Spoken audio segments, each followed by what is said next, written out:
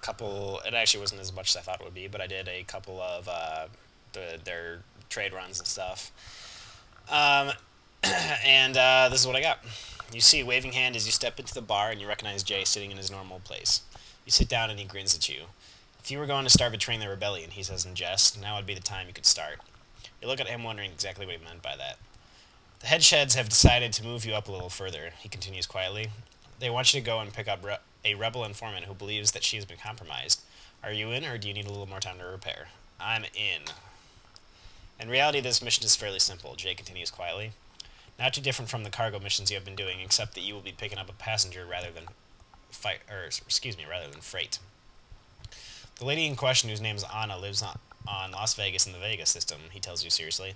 Make sure you aren't spotted on the way out, as the Bureau would really like it if they stumbled onto a rebel extraction. I can't read. Jay leans forward to emphasize his next point. The rebellion prides itself on looking after its people when it can. You are now an integral part of that idea. Our leaders have made a vow to extract any agent in trouble if it is possible without further compromising security. It is one of the things that allows the rebellion to employ so many people. Otherwise, many would simply not pluck up the courage to join, and we would be struggling even more than we are. I leave it in your capable hands. He leans back confidently. Good luck, Captain Christopher Walken. Thank you, sir. Alright. Let's see where we gotta extract from. Oh, here again. We can use the hypergate.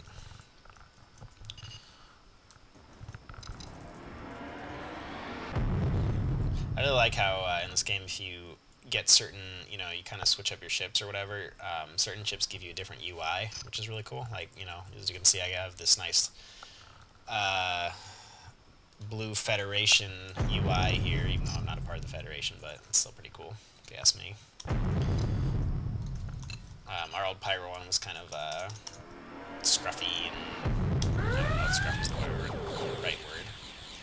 Oh, now I have a speech impediment. I don't know if I want to start killing people yet, or Federations yet. You land and go through your normal post-flight checklist as usual. When you are finished, you head outside to stretch your legs and await the arrival of the passenger. You do not have to wait long. Within 10 minutes, a plump-looking middle-aged matron, oh, and here I was hoping she'd be hot, walks up and introduces herself as Anna. The ability of the rebels to spread information through the galaxy must be very good, as if she was able to be here almost as you landed. Okay. You take her inside and show her around before heading back to your cockpit to begin preparing to head back out into space. Alright. I would probably re-record that if I wasn't lazy. And I'm just going to jump regular this time because I don't feel like moving my mouse. Yes, I'm lazy.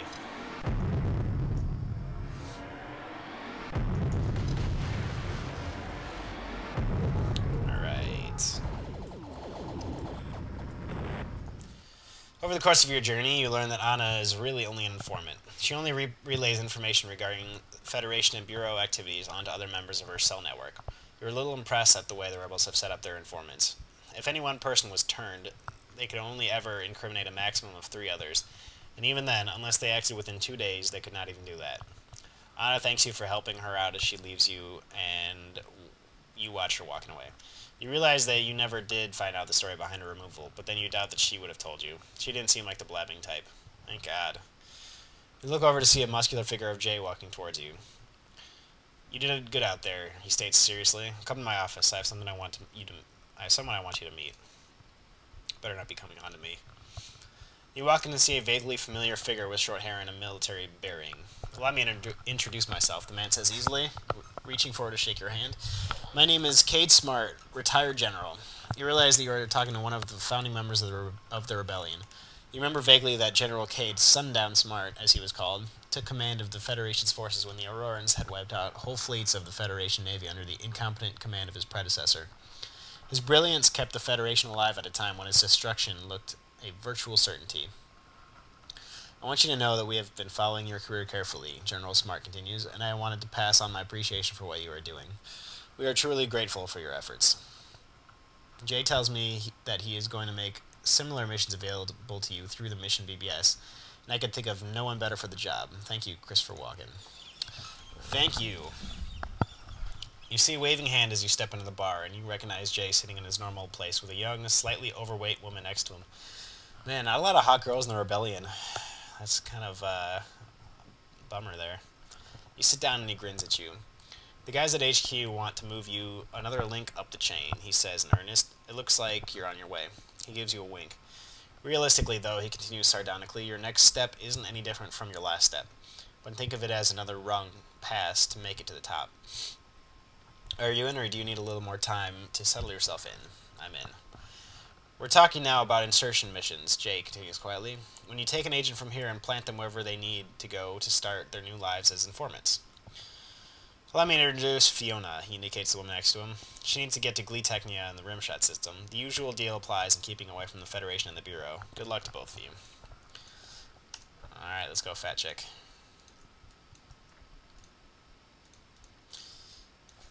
Hopefully I have... wait. Is there a hyper... I believe there's a hypergate around here somewhere. Aha.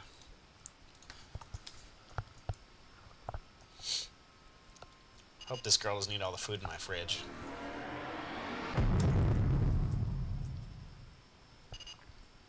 You're not a hypergate. You're a hypergate.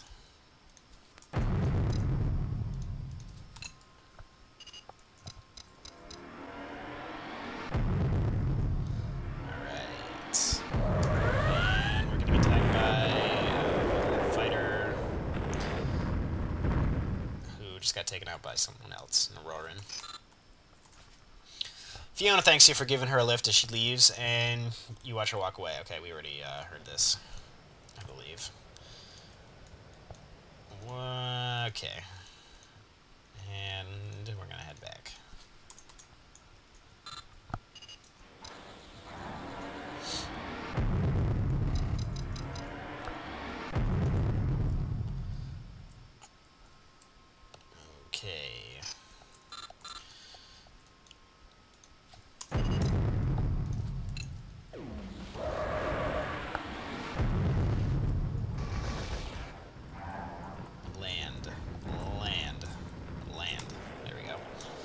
Look over to see the muscular figure of Jay walking towards you.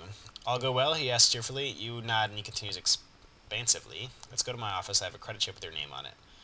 I don't want to read the rest of that. Okay. I'm gonna do another run here. Rescue Rebel. I thought I could do insertion missions. I guess not.